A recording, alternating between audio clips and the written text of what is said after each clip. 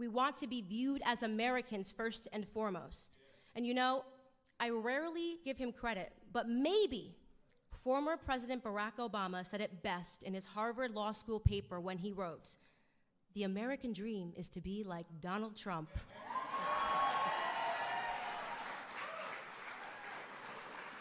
We want the American dream. Thank you guys so much for being here, and get ready to see the man himself.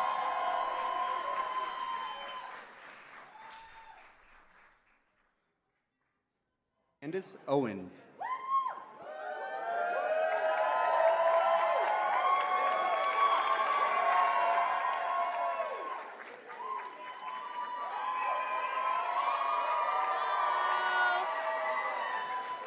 You guys, this is so beautiful. Look at all of us. We made it all the way to the White House. Media says we're not supposed to be here. We're supposed to be scared to be in this room, right? But we're here anyways. We are all here, and we should be so proud of ourselves for standing up to the media bullies and showing up today.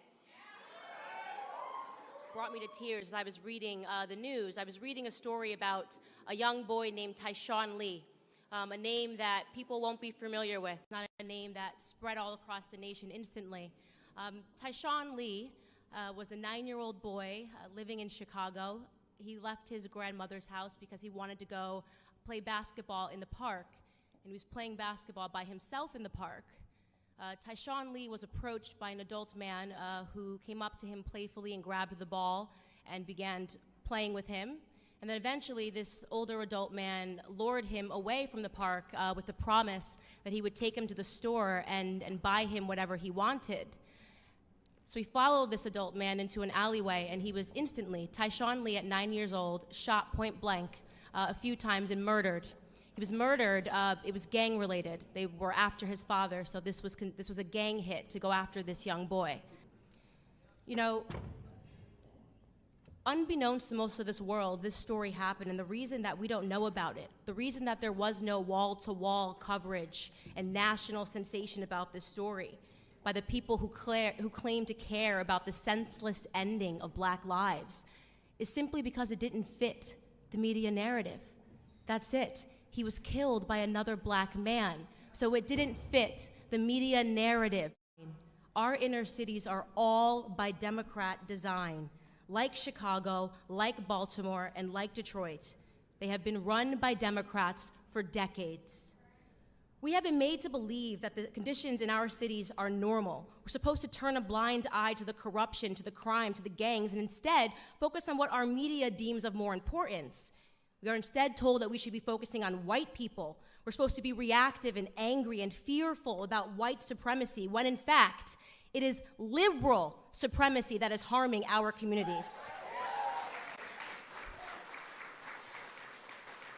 I say this all the time. You show me a neighborhood where there are liberal policies that reign supreme, and I will show you a neighborhood where Black Americans are struggling in this country. In 2015, when a man with crazy hair and a beautiful wife came down the escalator at Trump Tower, we were at the beginning of a shift, and I'll tell you honestly, I wasn't sure about him. I wasn't sure when he first came down the escalator. I said, isn't that the guy that says, you're fired? Is he really running for president? But then an incredible moment happened. In August of 2016 in Michigan, everything changed for me when that same man did something that I believe will forever be recorded in Black history as a turning point for our community. That Republican candidate got on stage, he boldly looked Black America straight in the face, and he asked us, what do you have to lose?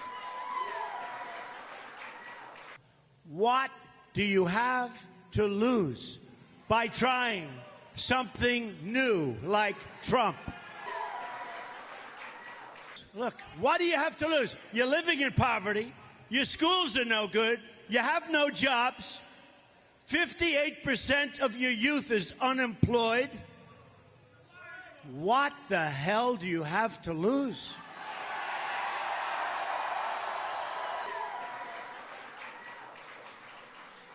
The courage of that moment, the courage for a man to challenge us to look around at our communities and to just acknowledge it, to be real, to be honest with ourselves, to acknowledge the filth of our communities and our inner cities, to acknowledge the state of our broken culture, our broken school system. He forced us to stop accepting excuses. Every single person that is standing in this room stands here because at some point we had the courage to set our pride aside and to realize that for the first time in decades, we had somebody who was telling us the truth. What I love about Donald Trump most is his audacity. The audacity that it took to stand up and look Black America in the eye. The audacity that it takes to call out these crooked Black Democrat politicians that have received billions in aid from our government and effectively stolen it from the struggling cities that they represent. The audacity to call out Elijah Cummings. The audacity to call out Maxine Watters, who lives, by the way, in a $6 million home outside of her own district. President Donald Trump has both the spine and the audacity to save Black America. Know this. When you wake up as a Black American and you realize the truth and you have the courage to speak out about it, the racist leftist media will attack you. CNN is a racist network, in my opinion. I've watched them over the past year sanction the violence of Antifa against Black conservatives. They have referred to all of us last year in this same exact room. CNN referred to all of us as paid puppets. They said we were paid to be in this room because they cannot fathom that we would ever have the courage to stand up and to tell them no more. No more victim narrative, CNN. No more victim narrative, MSNBC.